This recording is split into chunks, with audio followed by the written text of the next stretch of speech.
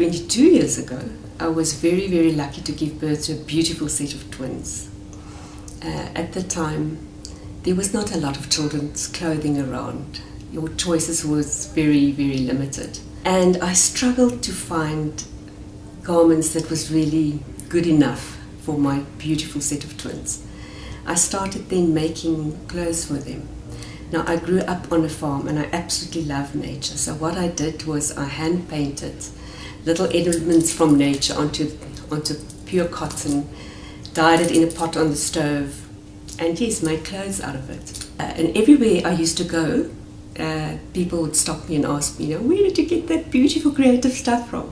I thought it was a good time to start something that will involve my children, will involve my love for fashion and my complete passion for nature in one product, and a children's clothing product that will educate children to love and appreciate nature. I had absolutely no money.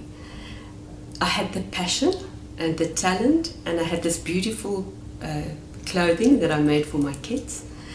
And I decided to go and see my bank manager because I needed funds. It's very difficult. I think it's still the most difficult thing for entrepreneurs to find money. I think there's a lot of fantastic ideas out there. But to get money to fund your business when you don't come from money is quite a challenge. But yes, about 10 days later she phoned me. She said, I can't, after she touched the garments, I just can't get this garments out of my head. And I'm going to give you an opportunity, a chance. And this is how it started. At the beginning, it was very much a one-man show.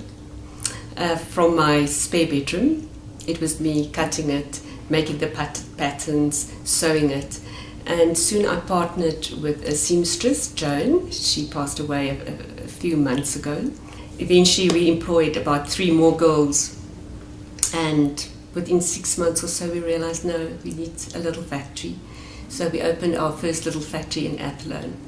We outgrew that very quickly, moved to Montuki Gardens, and now we're in Baden Island in a beautiful big factory that can house about 200 people, and that is renovated to our needs. So it was 20 years of good, steady, positive growing. At the moment, we employ full-time, on our payroll, about 130 people. But we also allow other entrepreneurs to be part of our business. Keedo got a great break when it was only about 6 months old, when a Swiss tourist walked into the shop and absolutely fell in love with the Keedo product. She contacted me and she asked if she could take some samples to go and try out in Switzerland. And she left with about 5,000 rands worth of merchandise. And a month later, I got a call from her and said she sold all of it.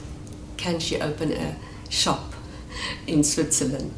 I was still so green in business. Of course, I said, yes, let's go for it. So Keedo was only 1 year old when there was an international store. Now, at Keedo, we're completely vertically integrated. So we're a design house, we're a manufacturing plant, and then we are also retailers. So we can we can pull a plug on something or instruct to cut something within days when we see that something in the shop is going very well. When you manufacture in China, there's long leeways. It's also quite hard on your cash flow because deposits have to be paid 6 months in advance before you eventually get the garment. The other thing is, so often I walk through my manufacturing plant and I pick up a little mistake. I'm there to see it. I can rectify it immediately. When something comes from China, you wait, and by the time the container arrives, you have to open it, and if something is wrong, you sit with a product that you don't actually want. But most important, what part of my passion is to grow jobs in South Africa. I think for a successful business, the most important ingredient is passion, to do what you actually know. So if I can sum it up in a sentence, I would say Do what you know and know what you do.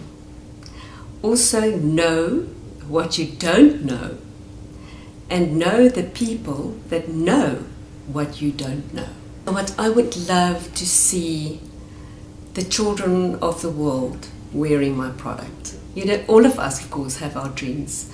We have the 13 stores in South Africa. I want to double the stores in South Africa, but I also want to see the Keedo in the lights of the big cities. You know, I'm talking about London, New York, Paris, Milano. So, and I think we have a product that can go there. We do already do a lot of exports, but you know what, there's always space to grow.